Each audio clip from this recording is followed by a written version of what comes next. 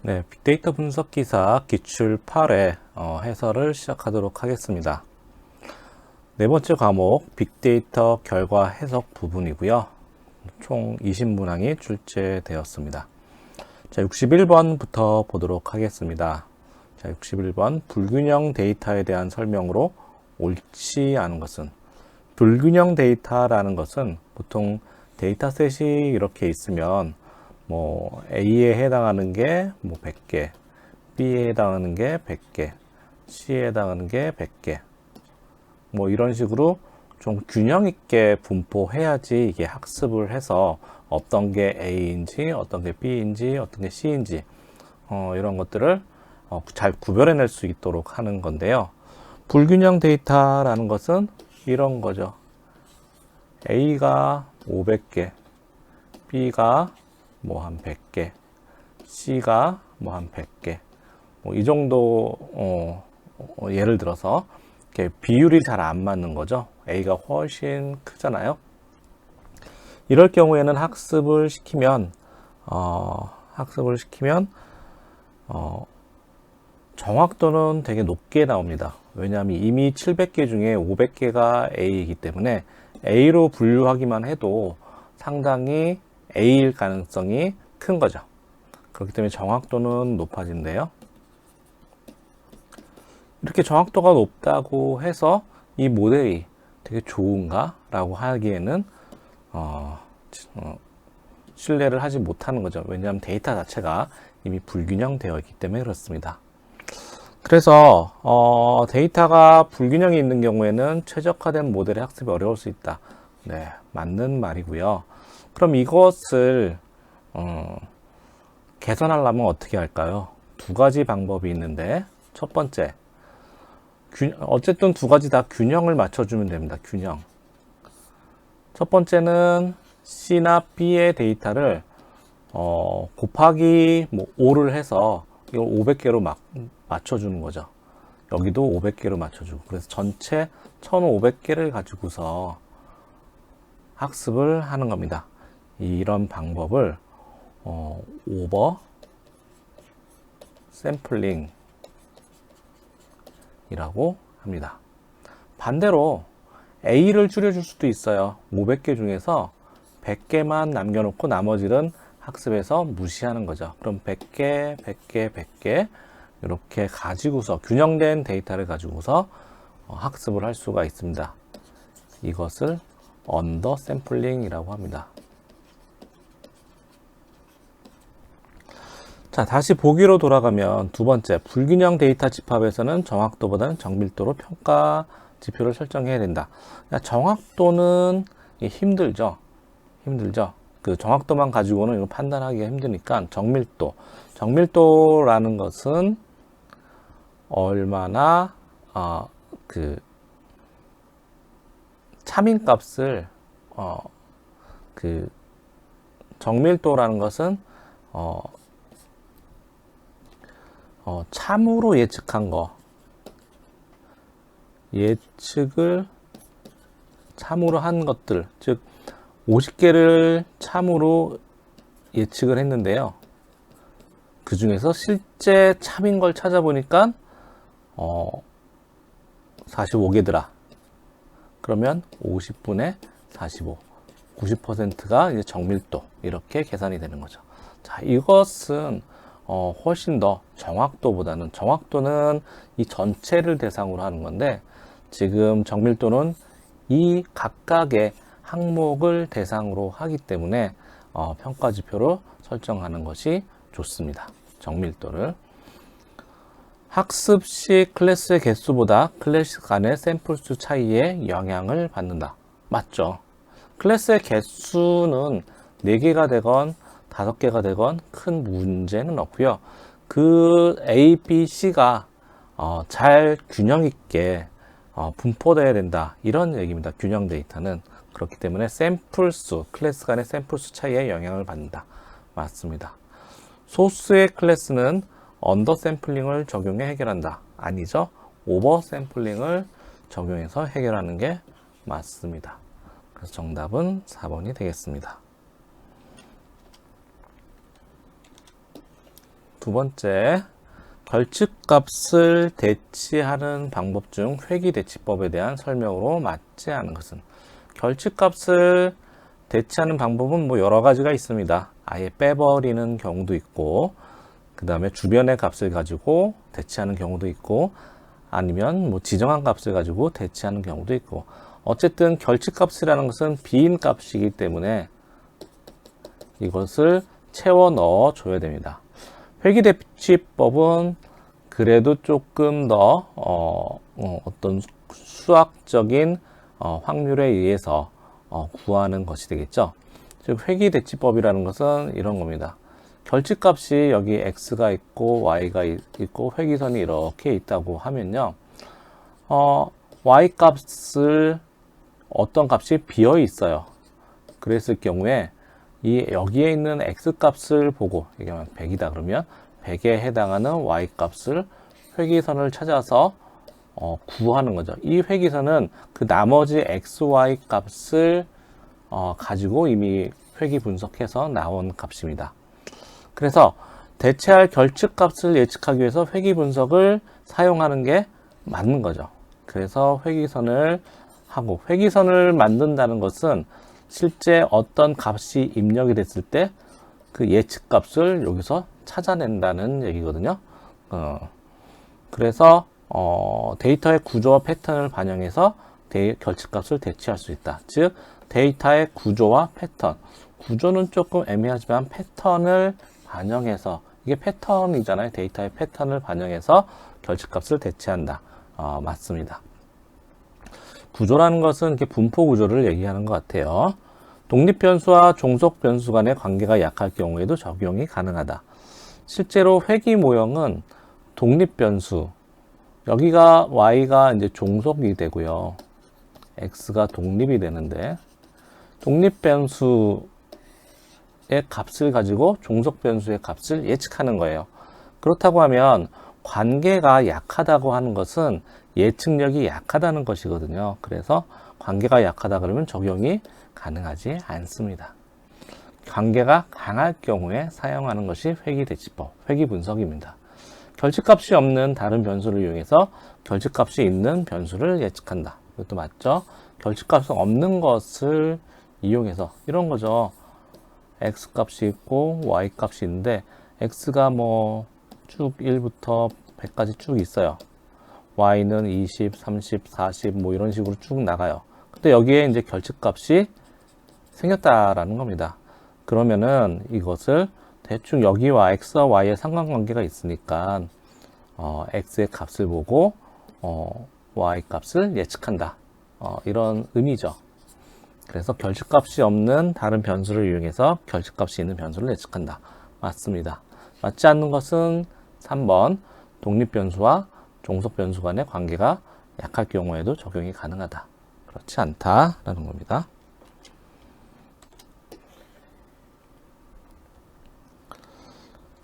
자, 시계열 자료에서 예측 정확도를 측정하는 지표에 대한 설명으로 적절하지 않은 것은? 자, 실제값, 시계열 자료라는 것은 값이 이쪽이 시간축이고요. 그리고 y축이 어떤 값축이라고 했을 때, 예측값이 있고 실제값이 이렇게 분포되어 있다 하면 이 값의 차이가 있잖아요. 이 값의 차이들이 발생합니다. 이 값의 차이를 차이, 잔차라고도 하는데요. 어쨌든 예측값과 실제값의 차이를 E라고, 에러라고 했고요. 그 다음 전체 개수를 N이라고 했습니다. 자, 여기에서 보면은 어쨌든 실제값과 예측값의 차이를 가지고서 얼마나 정확도가 높은지를 측정을 하는 거죠. 이게 예측 모델에서, 회귀 모델 또는 예측 모델에서 사용하는 평가 지표가 되겠습니다. 자, 평가 지표 여러 개가 있는데 가장 대표적인 게 MA이죠. Mean Absolute Error. MA라는 것은 평균, 여러분들 이것은 용어를 한글로 이해하는 것이 좋습니다. 절대 오차. 자, 평균 절대 오차, 즉 절대 오차의 평균이다, 이런 뜻이죠. 절대 오차라는 건 오차의 절대값입니다. 오차의 절대값, 그것을 n으로 나누면 평균이 되겠죠. 네, 그렇습니다. 실제값과 예측값 사이의 절대값을 평균한 것이다. 맞고요.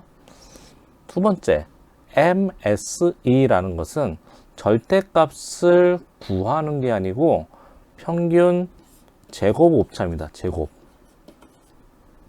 오차의 제곱을 평균한 것입니다. 이해되시겠죠? 네. 그래서 절대값을 표현할 필요가 없죠. 이건 mean square error라고 합니다. 네, 맞고요. 그리고 둘 다 많이 사용되는 평가 지표가 되겠습니다. 자, 그 다음 MAE부터 볼게요. MAE라는 것은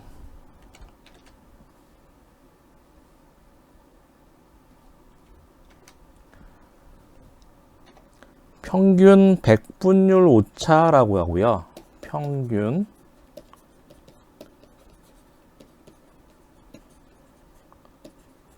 오차.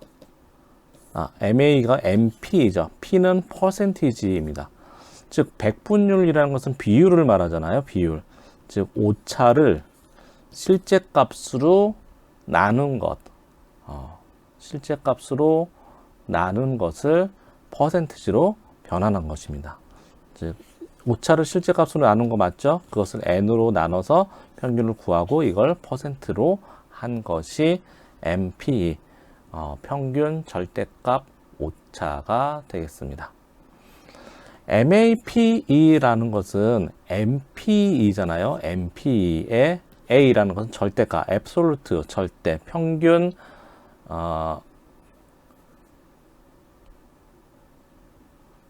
절대 퍼센티지 에러, 평균, 여기가 절대가 들어갑니다. 절대, 백분율 오차, 이렇게 표현할 수가 있는데요.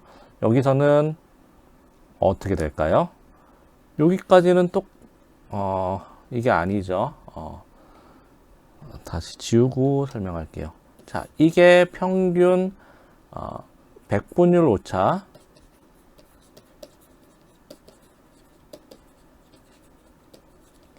자, 여기에서 절대가 들어갔잖아요. 절대가 들어갔으면 여기에서 퍼센트 절대값만 씌워주면 MAPE가 됩니다. 즉 완전히 틀렸죠? 네, 이렇게 해서 상대적 예측 오차를 계산하는데 사용된다. 이렇게 이해하시면 되겠습니다. 정답은 3번이 됩니다.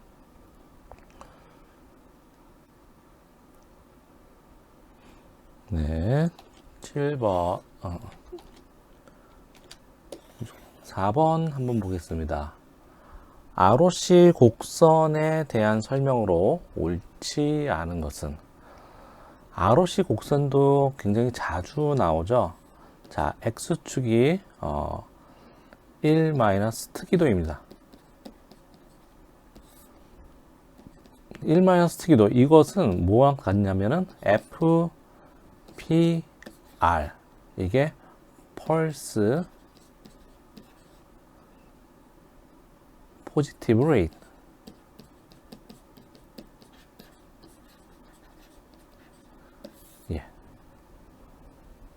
펄스 포지티브 레이트이 1 마이너스 특이도 이고요. 거기에 이쪽은 TPR, 이거 민감도라고 해요. PR, True Positive Rate. 그래서 TPR, FPR의 값에 따른 TPR 값의 그래프이다. 예, 맞습니다. 그래서 이 부분은 좀 잘 이해하시면 좋을 것 같아요. TPR이라는 것은 참값을 참으로 분류해내는 거. FPR은, 특이도라는 것은 FPR은 거짓을 거짓으로 분류해내는 겁니다. 그래서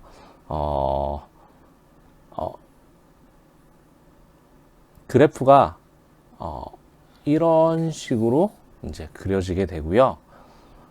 이때 이 위에 이 아래 곡선의 면적을 곡선 아래 면적을 AUC라고 하는데 이게 뭐냐면은 AUC 값이 작을수록 좋은 모델이다. 즉, 이 특이도 이쪽에 보면은 일로 쭉 간다는 얘기는 뭐냐면 일반에서 특이도 여기 특이도에 따라서 특이도의 값에 따라서 어쨌든 TPR 값이 많이 높게 나오는 특이도가 변하더라도 일반 FPR 값이 변하더라도 어쨌든 TPR 값이 잘 유지된다라는 것을 의미하는 거죠. 그래서 AUC의 값이 클수록 좋은 모델이다. 이게 옳지 않은 거죠. 자, 무작위의 경우에는 FPR과 TPR과 FPR은 같은 곳으로 수렴한다. 위쪽으로 가게 되어 있습니다. 이쪽으로 같이 수렴하는 그래프를 그리게 되어 있고요. FPR이 작아도 TPR이 클 수 있다. FPR이 작아도 TPR은 당연히 클 수 있습니다. 오히려 FPR과 TPR이 거의 같이 유지되는 이런 45도 기울기로 됐을 때 이 영역이 낮잖아요. 이럴 때는 성능이 좋지 않다. 이렇게 해석할 수가 있습니다.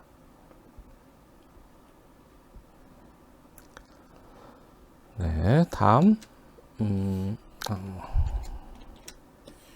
척도와 예시가 맞지 않게 연결된 것은 자, 이 부분은 이 문제는 여러분들이 척도에 대해서 이해를 하셔야 되는데요. 척도에 대해서는 그 문제집에 저희 수험서에 제가 해설 부분에 다시 정리를 좀 해놨습니다. 그래서 65번 문제죠. 이 65번 문제에서 여러분들 보시면은 이 척도는 두 가지로 나눠지는데요. 질적 척도와 양적 척도. 질적 척도는 주로 범주형을 말합니다. 범주형. 양적 척도는 연속형. 용어가 좀 헷갈리거든요. 범주형이기 때문에 거기는 명목과 순위가 있습니다. 명목 척도라는 것은 그 자체로 남자, 여자, 혈액형, A형, B형, C형, 이런 식으로 되어 있는 거죠. C형은 O형, A, B형 이렇게 했을 때 각각의 데이터가 있는 걸 우리 범주형, 그 중에서도 명목 척도라고 하고 이것은 순서가 없습니다. 순위 척도라는 것은 명목 척도 중에서 순서가 있는 것은 1등, 2등, 3등 이런 것들 를 어쨌든 순서가 있는 것, 순위를 매길 수 있는 것을 우리 순위 서열 척도라고 합니다.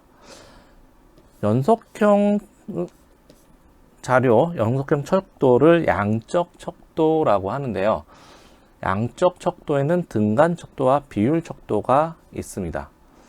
즉, 그 등간 척도는 예를 들어 보는 게 좋아요. 1점에서 5점 정도로 평가를 우리가 한다. 이럴 때 이게 등간 척도입니다. 온도 같은 경우에도 등간 척도가 됩니다. 1도, 2도, 3도, 4도. 그쵸. 비율 척도라는 것은 측정된 숫자와 간격이 의미를 가지고 숫자의 비율도 의미를 가지는 높은 측정단위다. 이렇게 이해할 수 있고요. 그 비율 척도는 자녀의 수, 거리, 무게, 이런 것들을 다 담고 있는데, 사실 등간 척도하고 비율 척도가 되게 헷갈리거든요. 이렇게 이해하시면 될 것 같아요. 온도 같은 경우에는 우리가 10도, 20도, 30도 뭐 이렇게 우리가 온도를 정해요. 10도보다는 당연히 20도가 높고 20도보다는 30도가 높죠. 하지만 20도가 10도보다 2배 온도가 높은가? 2배 더 더운가? 이렇게 말할 수는 없죠. 상대적으로 우리가 10도보다는 높다, 20도보다 30도가 높다, 이렇게만 얘기할 수가 있는 거죠. 그래서 뭐 상품의 선호도를 뭐 1점에서 5점까지 줬는데 5점 준 것이 딱 5배 더 선호도가 높은가? 이렇게 하지는 않는 거잖아요. 이게 등간척도고, 비율척도는 거리, 무게, 시간, 나이. 이거 보세요. 자, 무게 한번 볼까요?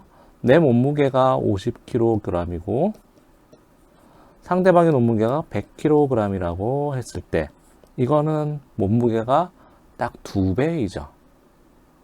이렇게 숫자의 비율도 의미를 가지는 경우를 우리 비율척도라고 합니다.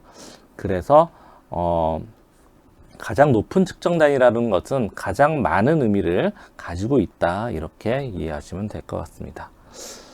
자, 이 정도 설명하고요. 한번 문제를 다시 풀어보도록 하겠습니다. 자, 비율척도는 나이, 명목척도는 성별, 서열척도는 매출액, 등간척도는 온도. 자, 어떤 게 될까요? 자, 먼저 나이는 비율척도 맞습니다. 자, 나이가 20세 하고 40세가 있으면 2배만큼 많다라고 할 수 있죠. 또 0세도 의미가 있어요. 이럴 때 우리는 비율척도라고 합니다. 등간척도, 온도는 등간척도라고 했죠. 예.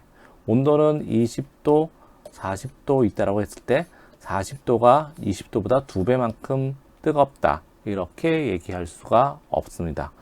0도라는 것도 있는데 0도라는 것은 온도가 없다, 이게 아닌 거죠. 그냥 온도가 어느 정도 이렇게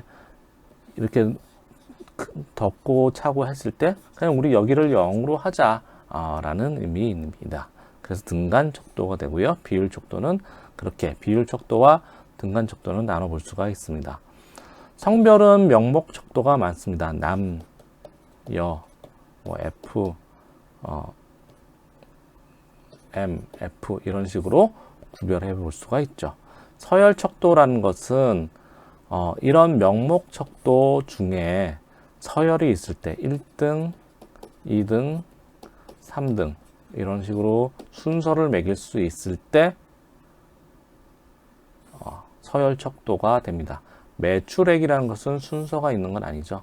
그래서 3번이 정답이 되겠습니다. 네, 66번 한번 보겠습니다. 실제 포지티브인 대상 중에서 실제 참인 대상 중에서 참으로 정확히 예측한 확률을 뜻하는 것은, 이건 분류 모델 평가 지표죠. 자, 참인 것 중에서 참인 게 100개가 있는데 샘플 중에 그 중에서 90개를 참으로 분류해냈어요. 그러면 이거는 재현율이라고 합니다. 리콜. 또 다른 같은 말로 민감도라고도 합니다. 예. 그래서 재현율은 이거는 100분의 90이 되겠습니다. 정확도라는 것은 다르죠. 참으로 참인 것을 참으로 예측한 거 더하기 거짓인 것을 펄스 거짓으로 예측한 것까지 예측해야 됩니다. 정밀도라는 것은 반대예요. 포지티브로 예측한 것 중에서 실제 포지티브인 거. 조금씩 의미가 다르죠. 여러분들 이 의미를 잘 이해해야 됩니다. 특이도라는 것은 거짓인 것들 중에서 거짓으로 예측한 것을 특이도라고 합니다. 자, 어쨌든 66번 실제 포지티브인 대상 중에서 포지티브로 정확히 예측한 확률을 뜻하는 것은 재현율 1번이 되겠습니다. 67번도 동일한 문제입니다. 형식을 좀 바꾼 거죠. 예, 한번 같이 풀어보도록 하겠습니다. 정확도라는 거, 여러분들 공식을 외우셔도 좋은데요. 그 공식의 의미를 잘 아는 것이 좋습니다. 정확도라는 것은 참을 참으로 예측하고 거짓을 거짓으로 예측한 거죠. 전체가 48 더하기 2 더하기 38 더하기 12, 즉 100이 되죠. 100 전체가. 그 중에서 실제 참으로 실제 값을 예측한 게 48 더하기 실제 거짓인 걸 거짓으로 예측한 게 38입니다. 그렇죠? 그러면 100분의 86이 되고요. 정확도는 0.86이 되겠죠. 자, 두 번째, 민감도. 민감도는 재현율이라고도 하는데 참인 것들 중에서 참으로 예측한 것을 말합니다. 즉, 참인 것의 숫자는 몇 개예요? 실제 참인 건 48 더하기 12, 실제 값이 참인 것은. 즉 48 더하기 12, 60이죠. 그 중에서 참으로 예측한 것은 48개. 즉 이것은 0.8이 됩니다. 6으로 나누면. 그래서 민감도, 이건 0.8이니까 여기 틀렸네요. 예, 2번이 틀렸습니다. 특이도도 한번 계산해 보겠습니다. 특이도라는 것은 전체 거짓인 것 중에 거짓으로 예측한 것입니다. 즉 거짓인 것은 38 더하기 2, 40개가 되겠고요. 40개 중에 거짓으로 예측한 거 38. 자, 그래서 이것은 거의 0.95가 됩니다. 정밀도는 참으로 거짓으로 예측한 것 중에 참으로 예측한 것 중에 실제 참인 경우입니다. 참으로 예측한 거 어디 있어요? 예측 결과가 포지티브인 거는 여기죠. 50, 48 더하기 2. 그 중에 실제 참인 것 48. 그렇죠? 이것은 50분의 48. 즉 100분의 96이니까 0.96 맞습니다. 다 맞고 67번은 민감도가 틀렸습니다. 자, 68번입니다. 아래 빈칸에 들어갈 내용으로 잘못된 것은, 이 표는 회귀 모델을 평가하는 분산 분석 표입니다. 단순 회귀일 때 사용을 하고요. 보면은 회귀 값, 또 잔차 값, 합계 이런 식으로 보이고 있습니다. 제곱합, 자유도, 평균 제곱, F 값 이런 식으로 보여지고 있고요. 자, 여기에서 제곱합은 이제 회귀 제곱합, 이걸 SSR이라고 합니다. 그리고 잔차 제곱합, 이거는 SSE라고 하고요. 그래서 문제가 나올 때 여기를 SSR, SSE 이런 식으로 표현을 하기도 합니다. 그 다음에 이 제곱합을 자유도로 나눠주면은 이 평균 제곱이 나오게 됩니다. 즉 여기서 뭐 3번이 나왔죠. 18.667을 2로 나누면 9.334가 나오게 됩니다. 자, 1번은 보면 합계예요. 단순히 여기서 합계를 하면은 21.447이 나오고요. 2번 같은 경우에도 여기 보면 합계가 11인데 자유도는 여기 2니까 잔차의 자유도는 9. 예, 맞습니다.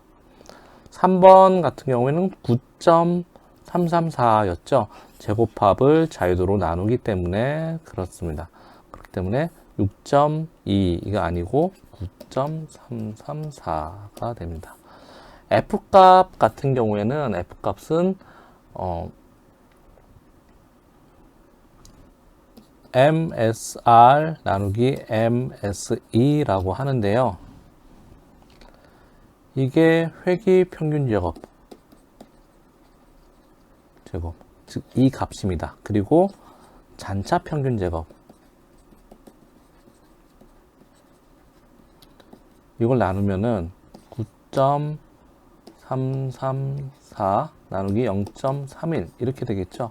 그래서 F값은 30.11 이렇게 나오게 됩니다. 네, 다 맞고 3번이 틀렸습니다.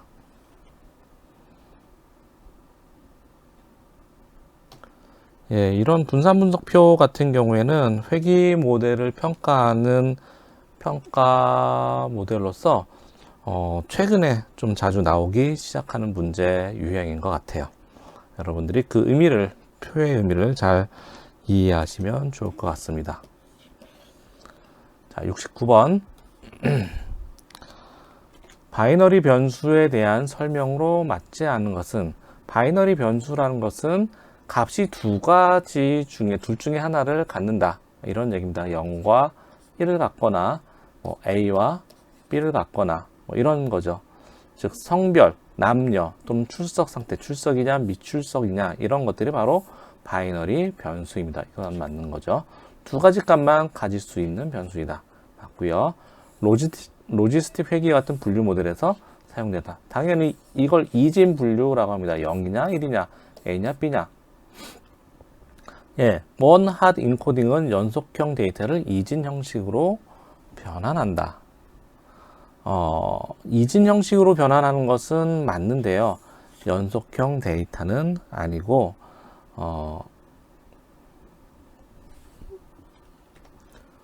범주형 데이터를 말합니다. 범주형. 즉, 원핫 인코딩은 이런 거예요. 원래 성별이 남, 여 이렇게 성별은 이제 이진 바이너리 변수인 거죠. 이렇게 원래 값이 있었는데 이것을 어떻게 바꾸느냐?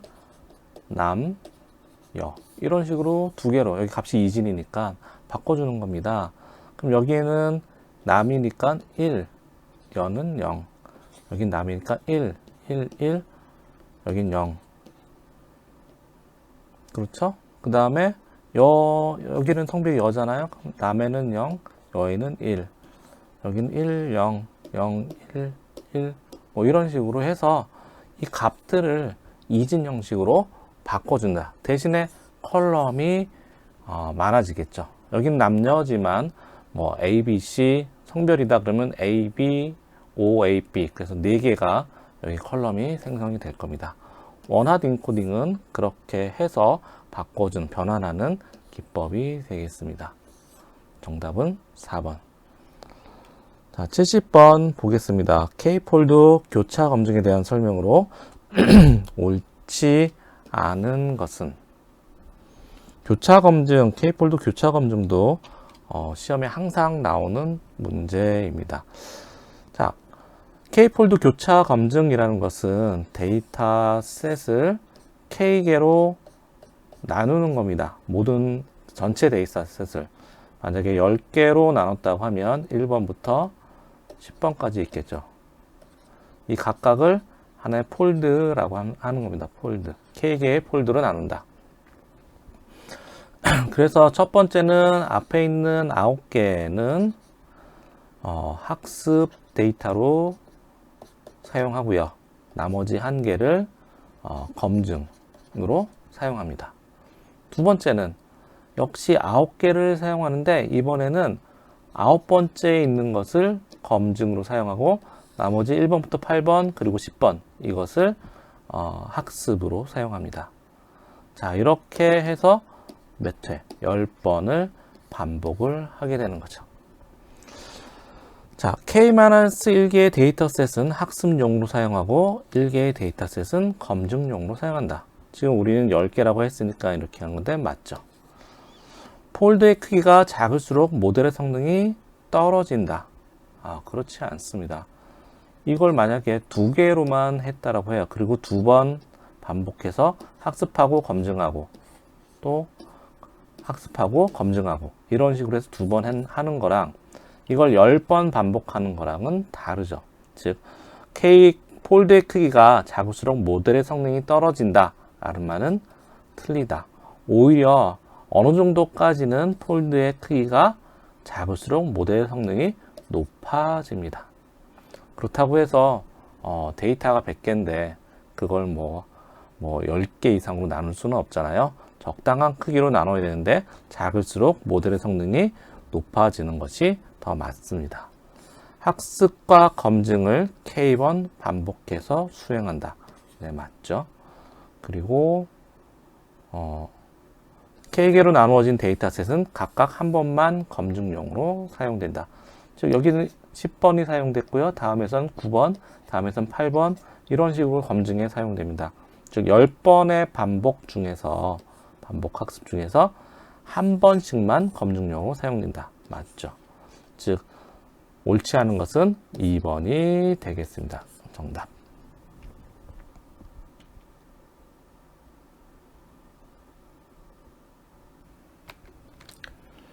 네, 71번 보겠습니다.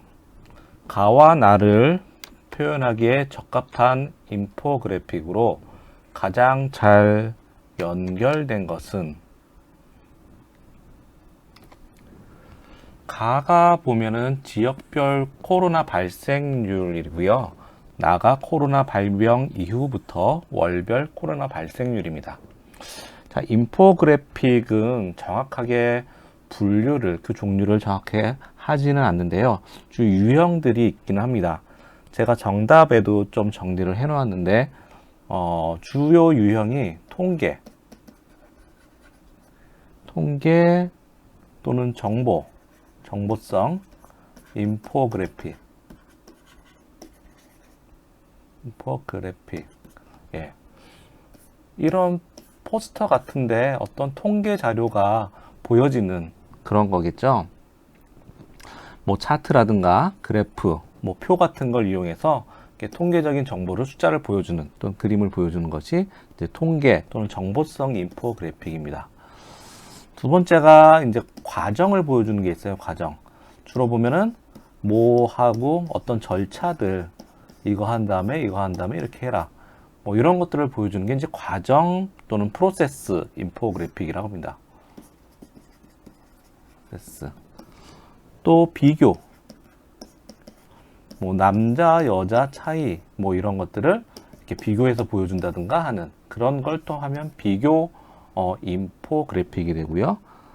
그 다음에는 주로 지리 같은 거, 뭐 서울시가 이렇게 있다고 하면은 거기에 구별로 한강이 이렇게 그리고 구별로 어떻게 보여지는 거. 이건 지도를 기반으로 하죠. 그래서 이건 지도 또는 지리 인포그래픽으로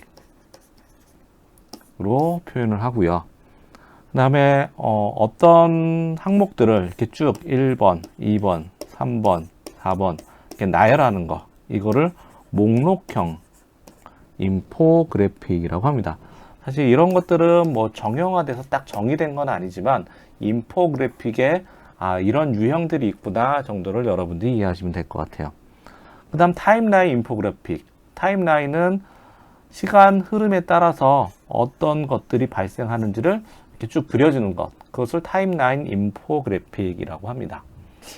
자, 그래서 보면 지역별 코로나 발생률 같은 경우에는 이런 지도 위에, 지역 위에 발생률을 여긴 10%, 20%, 30% 이런 식으로 써줄 수가 있겠죠. 아니면 어떤 그래프로 표현해 줄 수가 있는데 그건 주로 지도 인포그래픽이 맞을 것 같습니다.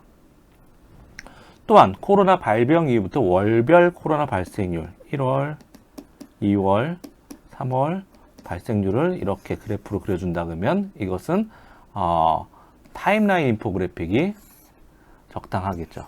그래서 정답은 1번 정도가 되겠습니다. 네, 72번 한번 보겠습니다. 그래프 문제가 나왔는데요. 자, 1번 다음 그래프는 1998년부터 2020년까지 출생자 수와 주택 매매가의 변동률을 보여주고 있다. 그래프에 대한 해석으로 잘못된 것은, 이 그래프를 보면은 우리가 흔히 그리는 그래프는 아닌 것 같아요. 네. 그래프를 쭉 보면요, 요거까지 해서 보여주고, 네, 보시면은 연도가 여기 나와 있고요. 그쵸? 그 연도의 출생자 수와 그리고 주택 매매가를 보여주는 거죠. 해당 연도에 대한. 그래서 한 세 가지 데이터를 같이 보여주고 있다. 그래서 그래프가 흔히 보지는 않는데 어쨌든 이 그래프를 보고 해석만 할 수 있으면 됩니다. 자, 볼까요? 2000년 출생자는 60만 명을 초과했다. 자, 보시면은 2000년, 여기는 98년 출생자, 99년 출생자, 2000년 출생자예요. 그 이 위치를 보면은 여기 정도에 와 있죠. 보니까 55만 명, 60만 명, 65만 명. 즉 60만 명보다 크지 않습니다. 이거 해석이 잘못된 거죠. 1번이 틀렸네요. 2번도 한번 볼까요? 2003년 주택 매매가는 2004년보다 낮다. 2003년은 여기고요. 2004년은 여기인데 2003년의 주택 매매가는 여기 정도 되고요. 2004년은 요 정도 되죠. 즉 2004년이 더 높습니다. 즉 2003년 주택가는 2004년보다 낮다. 맞죠? 주택 매매가는 두 개가 나왔네요. 매년 상승하고 있다. 주택 매매가를 보면은 이게 매년이잖아요. 상승, 상승, 상승, 상승, 상승 다 계속 올라가고 있습니다. 그쵸? 한 번도 떨어진 적이 없어요. 그래서 맞습니다. 출생자 수와 주택 매매가는 음의 상관관계가 있다. 어떤 두 변수가 있을 때, 값이 있을 때, 이 일종의 산점도처럼 쭉 찍어서 이 그래프가 그렸을 때 이렇게 되면 음의 상관관계, 이렇게 되면 양의 상관관계가 있다라고 합니다. 그래서 출생자 수와 여기에 출생자 수죠. 그리고 주택 매매가를 보면은 전체적으로 이게 하향하는 직선을 그리고 있습니다. 그래서 음의 상관관계가 있다라고 해석할 수 있겠습니다. 정답은 1번. 네. 2000년 출생자는 60만 명을 초과했다가 틀린 답이 되겠습니다.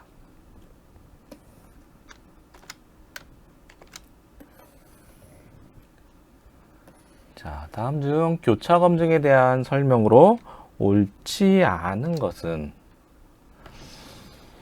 자, 교차 검증이라는 것은 여러 가지 데이터를 섞어서 검증한다는 거죠. 가장 대표적인 게 K폴드 교차 검증, 많이 설명했습니다. K개로 나눈 다음에 K-1개는 학습, 나머지 한 개는 검증 데이터로 쓴다 그랬죠. 이거를 몇 번? K번 반복한다. 따라서 K번 반복하기 때문에 이런 교차 검증 모델은 훈련 시간이 증가합니다. 다 옳고요. 학습 데이터에서 평균 제거 오차값은 대개 검증 데이터에서 평균 제거 오차값도 더 작다. 예, 맞습니다. 왜냐하면은 학습 데이터는 이걸로 모델을 만들잖아요. 모델을 만들 때 이 학습 데이터에 가장 최적화된 모델을 만들게 됩니다. 그렇죠? 아무래도 검증 데이터는 이 학습 데이터에 최적화된 모델로 인해서 나온 오차값 보다 검증 데이터의 오차값이 더 클 수밖에 없습니다. 학습 데이터에서의 평균 제거 오차값은 대개 검증 데이터에서의 평균적 오차값보다 작다. 물론 얘가 더 오차가 클 수도 있겠죠. 데이터에 따라 다를 수 있는데 대부분의 경우 학습 데이터가 더 적합하게 학습이 되고요. 검증 데이터는 학습 데이터보다는 정확도가 좀 떨어지게 되겠죠. 그래서 2번도 맞습니다. 1번 시계열 데이터에서 학습 데이터와 검증되는 같은 시간대에 있어야 된다. 이게 틀렸습니다.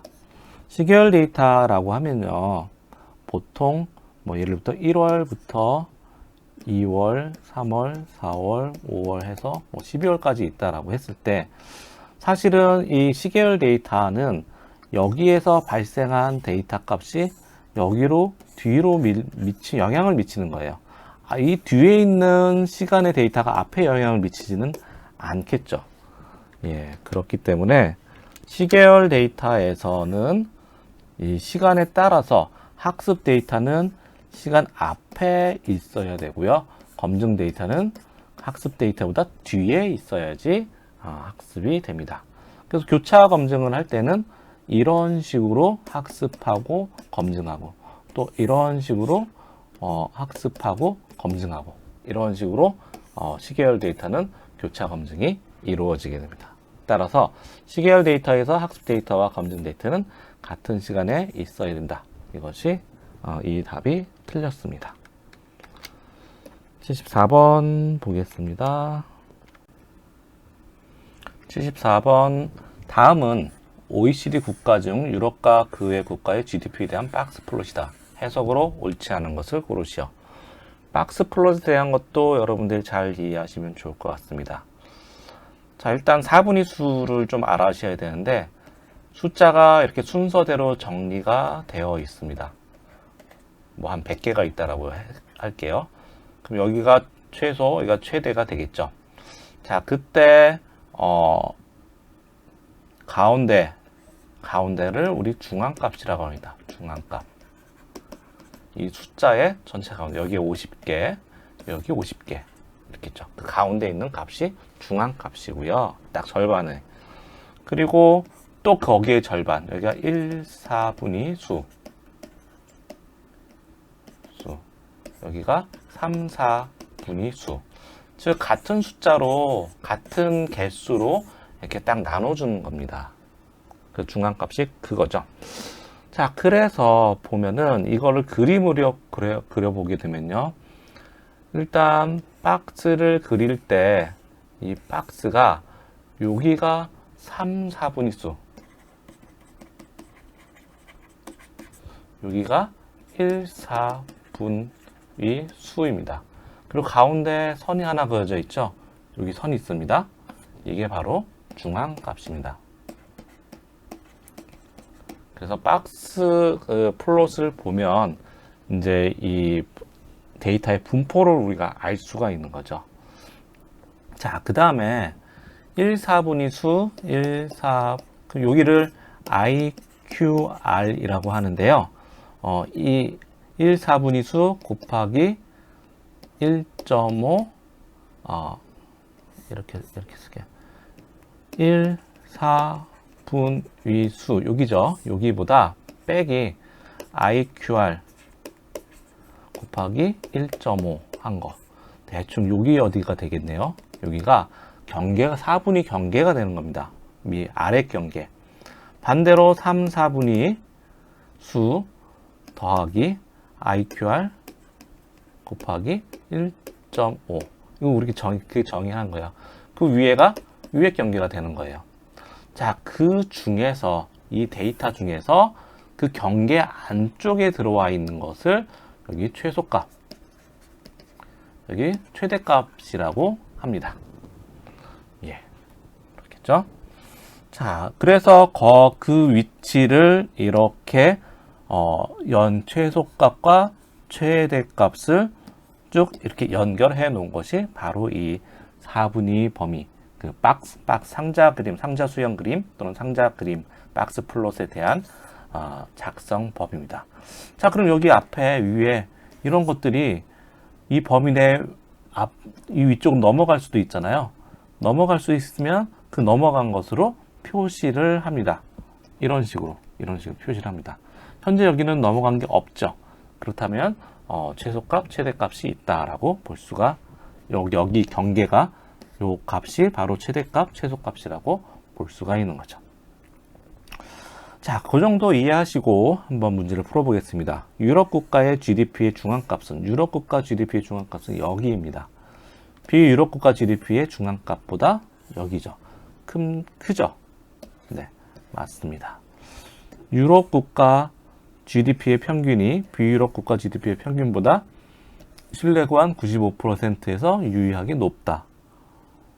이거는 모르죠. 신뢰구간이라는 것은 4분위 범위나 그리고 이 박스 플롯에서 볼 수는 없어요. 이게 옳지 않은 것. 이거 2번입니다. 3번 한번 볼게요. 비유럽 국가에서 GDP가 가장 높은 국가의 GDP는 만이다. 비유럽 국가에서 그러니까 최대값이라고 했죠. 4분위 경계가 여기 어딘가 있으면 거기에서의 최대값이 이거를 말하고 있는 겁니다. 그 안에 있는 값. 그쵸?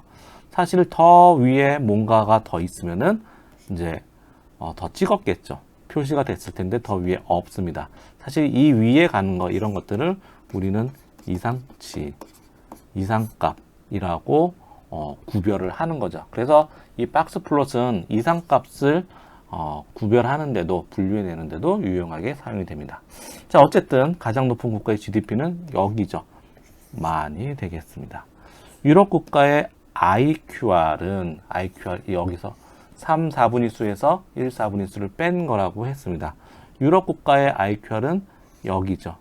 2000이 맞습니다. 8000에서 6000을 빼니까 2000이 되는 거고요. IQR을 우리 4분위 범위라고 합니다. 예. 그래서 이 박스 플롯에 관한 해석 문제였고요. 여러분들이 이 박스 플롯을 4분위 범위를 구하고 4분위 수를 구하고 박스 플롯을 그릴 수 있는 거, 그 정도까지 이해하면 좋을 것 같습니다.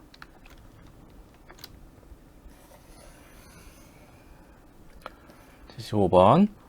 자, 국회의원 선거에서 지역 면적이 아니라 지역구에 당선된 국회의원 수에 따라 시각화할 때 적합한 시각화 도구는, 이거 굉장히 많이 나오죠? 카토그램입니다. 단계 구분도 카토그램만 여러분들이 잘 구분하면 될 것 같아요.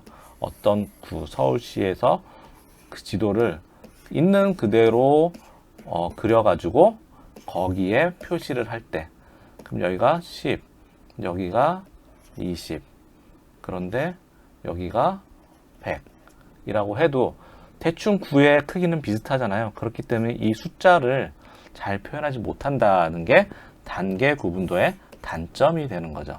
하지만 정확한 면적을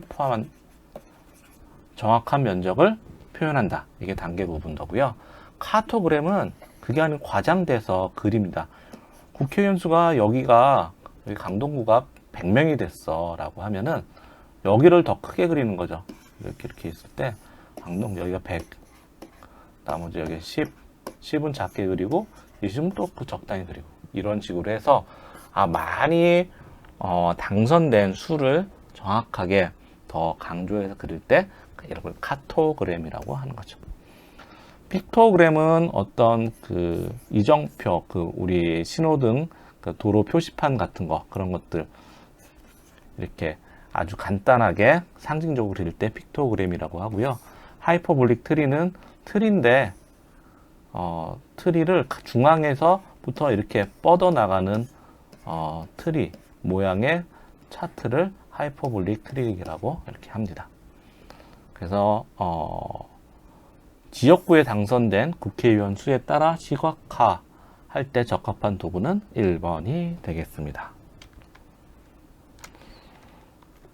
예, 76번. 모자이크 플롯에 대한 설명으로 맞지 않은 것은, 모자이크 플롯도 많이 나왔는데요. 이번에 모자이크 플롯은 이런 그림을 생각하시면 될 것 같아요. 변수 두 개가 있는데, 첫 번째 우리 타이타니코, 예, 남성 성인, 그리고 여자 성인, 그리고 아이들이 이쪽에 있어요. 이쪽에 성별이나 뭐 연령대라든가 이렇게 있어요. 그리고 또 이쪽은 선실, 1등실, 2등실, 3등실. 거기에 분포가 있겠죠. 1등실에는 남성, 여성 또는 아이, 이런 식으로 할게요. 2등실에는 남성이 훨씬 더 많고 여성이 상대적으로 적고 그 다음에 아이도 적다. 3등실에는 남성이 그만큼이고 여성과 아이가 반반씩 차지한다. 뭐 이런 식으로 그림을 그리면 이게 모자이크 타일처럼 보이죠. 그렇기 때문에 이걸 모자이크 플롯이라고 합니다.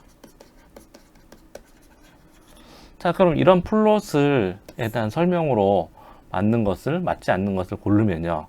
일단 변수에 속한 값의 분포를 시각적으로 표현한다. 맞죠?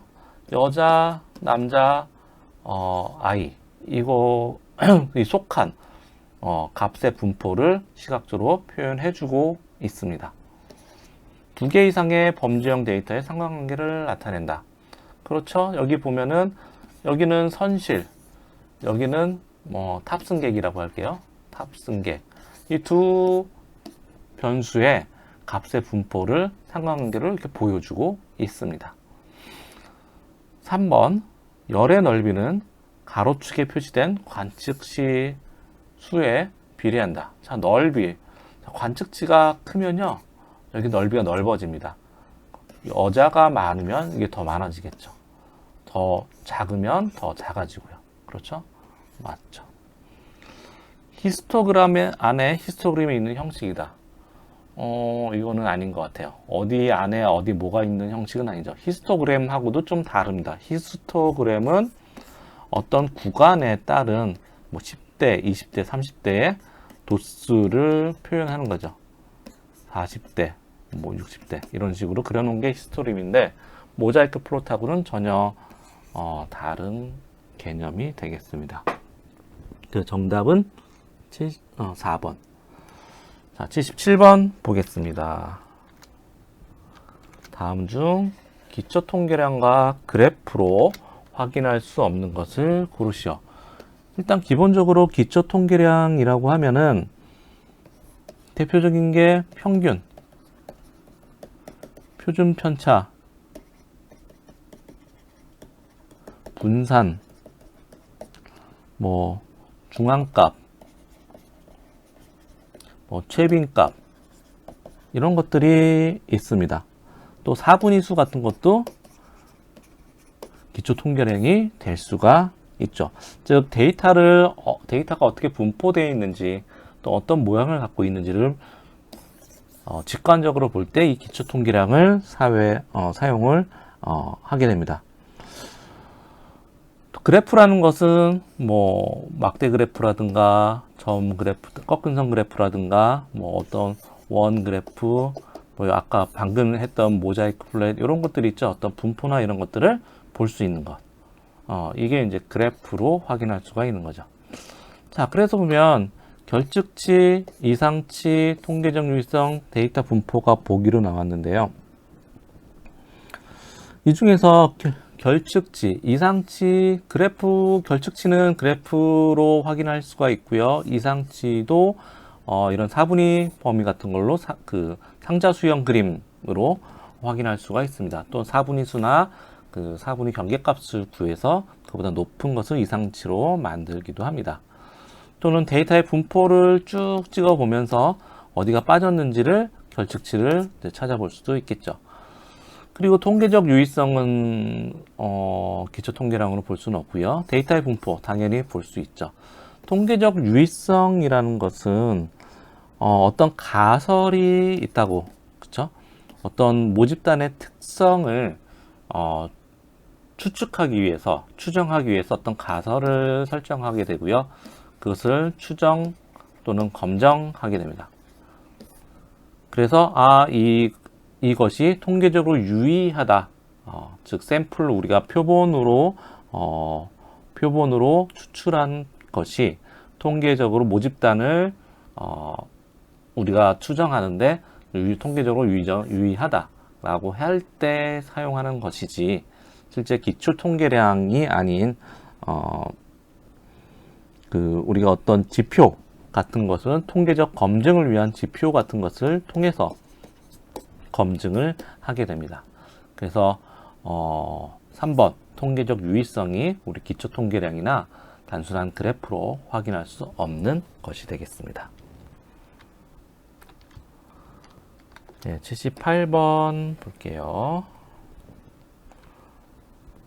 자, 데이터 시각화의 순서로 옳은 것은 데이터 시각화도 어떤 정형화된 순서를 프로세스를 정형화해서 만든 건 없고요. 가장 이제 많이 시험에서 언급되거나 교재에서 언급되는 것이 벤 프라이가 제시한 시각화 절차가 있습니다. 그 시각화 절차가 뭐냐면 첫 번째, 획득. 데이터를 일단 가져와야 되죠. 그 획득입니다. 그다음 분석입니다. 데이터, 획득된 데이터가 어떤 식으로 그 의미를 갖는지 분석 또는 분류하는 과정이고요. 그 다음 필터. 또 필터라는 것은 쓸데없는 데이터나 뭐 이런 건 제외하고 나머지 정제된 데이터만 가져온다, 이런 뜻이고요. 일종의 우리 전처리 같은 것이 되겠습니다. 그 다음 마이닝 단계가 되는데요. 마이닝 기법을 통해서 어떤 데이터의 패턴을 추출하는 단계가 되겠습니다. 그리고 표현은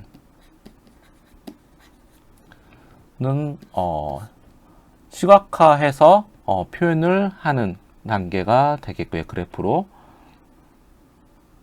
그 다음 정제. 여기서의 정제는 데이터의 정제가 아니고 표현에 대한 정제입니다. 그리고 소통. 제가 여기 해설에 넣어놨습니다. 이런 단계들을 거치는데요. 사실 이 단계를 다 그대로 적용하지는 않죠. 이 중에서 선택하기도 하고 또 다른게 변형하기도 합니다. 어떻게 정형화되어 있는 순서는 아니고요. 어쨌든 이런 흐름으로 봤을 때 여러분들이 가장 적합한 것을 고르시면 될 것 같습니다. 자, 일단 데이터의 획득과 구조화라고 하면 구조화는 여기를 말합니다. 분석, 분류. 구조화한 후에 획득하지는 않겠죠. 그래서 1번, 2번 사이에 있는 거고요. 그리고 데이터 마이닝, 시각화 모델 선택,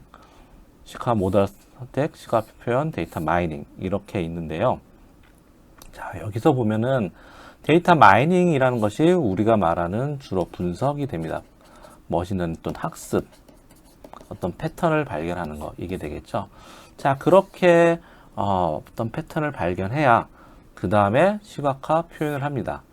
근데 시각화 표현을 한 후에 시각화 모델을 선택하지는 않잖아요. 그 표현 중에서도. 그래서 시각화 모델을 선택하고 시각화 표현을 한다. 이 1번이 가장 무난한 순서가 되겠습니다. 시각화 모델 다 시각화한 다음에 마이닝 한다. 이것도 말이 안 되고요. 특히 3번, 4번은 데이터 획득 하기 전에 구조화한다. 이거부터가 틀렸습니다. 예. 그렇게 시각화 순서 같은 경우에는 다른 우리 그 데이터 분석의 순서 또는 그 빅데이터 분석 순서, 절차, 방법론 이런 것들도 사실 정형화된 방법론이 딱 정해져 있기보다는 대략적으로 데이터를 가지고 와서 전처리하고 분석하고 시각화하고 해석하고 시각화하고 이런 절차를 거치게 되는데 그런 흐름에 따라서 여러분들이 어느 정도 유추해서 문제를 푸시면 좋을 것 같습니다. 자, 79번입니다. 지역별 매출과 수익을 시각화하기에 가장 적절한 방법으로 짝지어진 것은 지역별 매출, 여기 또 지역별이래요. 지역별 매출이라고 하면은 단계 구분도 그리고 카토그램 있겠죠. 카토그램. 단계 구분들은 이거 몇 번 나오는데요. 이런 지역에 따라서 지역을 그대로 표현해주고 거기에 매출을 보여주는 겁니다.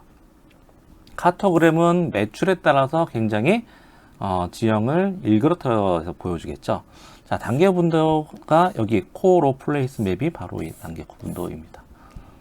이게 잘 쓰지 않는 용어인데 이 용어를 영어를 써서 시험에 출제를 했습니다. 자, 그리고 수익이라는 것은 이 매출이 있는 거에 수익은 얼마다, 매출의 일부분이잖아요. 그 일부분을 표현하는 거니까 버블 차트가 가장 적당할 것 같아요. 수익은 요만큼이다, 요만큼이다 라는 것을 단계 구분도가 이렇게 있고 거기에 매출을 써주고 그 매출의 수익은 얼마다, 이것을 버블 차트로 그려주는 것이 좋을 것 같습니다. 그래서 매출은 코로 플레이스మెం트 단계 구분도, 수익은 버블 차트가 가장 적절할 것 같습니다. 카토그램도 사실은 뭐 틀리지는 않습니다. 쓸 수 있는데 특별히 카토그램은 앞에서 그 지역별 국회의원 수를 강조할 때 뭔가 강조한다라는 것을 꼭 써줍니다. 그래서 시험에 굳이 다른 언급이 없기 때문에, 그리고 2번 언급이 없기 때문에 굳이 카토그램을 선택하지 않고 2번을 정답으로 선택했습니다. 등치선도는 등고선도, 등원선처럼 그 같은 데이터, 같은 값을 가진 것들을 이렇게 이어놓은 거, 그런 것들이 그 등치선도라고 합니다. 등고선, 등원선 이런 것들이 있습니다. 자, 마지막 80번 보겠습니다. 분석 결과 활용 계획에 대한 설명으로 옳지 않은 것은, 분석 결과 활용이라는 것은 분석 결과 계획할 때부터 수립이 돼야 됩니다. 어떻게 활용할 것인지를 당연히 수립을 해야 되지, 분석해놓고 그 결과가 잘 나오면 한번 활용해 볼까? 이러면 안 되겠죠. 자, 그런 분석 결과 활용 계획에는 당연히 내외부 교육 훈련 방안도 포함을 합니다. 활용이라는 것은 그 분석가만 이걸 쓰는 게 아니죠. 분석 결과를 누군가, 실무자가 또는 담당자가, 현업에 있는 사람이 이 데이터를, 분석된 결과를 가져다가 쓰는 걸 계획하는 거죠. 어떻게 쓸 건지, 그러려면 어떻게 가져오고 어떻게 활용하면 된다는 것이 당연히 훈련을 해야 됩니다. 교육을 시켜줘야 됩니다. 분석 결과 활용 계획은 분석 모형 리모델링 후 수립한다. 아니죠. 리모델링 하기 전에 또는 분석 계획 수립하기 전에 할 때 같이 수립을 해야 됩니다. 분석 결과 활용 효과 측정을 위한 성과 지표도 마련되어야 된다. 네, 맞죠. 결과가 단순히 활용했다 안 했다가 아니고 이걸 활용해서 얼마나 많은 성과가 개선이 되었는지 이런 것들도 같이 마련되어야 됩니다. 분석 결과에 대한 지속적인 모니터링이 필요하다. 당연한 말이죠. 정답은 2번이 되겠습니다. 예, 여기까지 해서 빅데이터 분석 기사 8회 기출에 대한 설명 마치도록 하겠습니다. 감사합니다.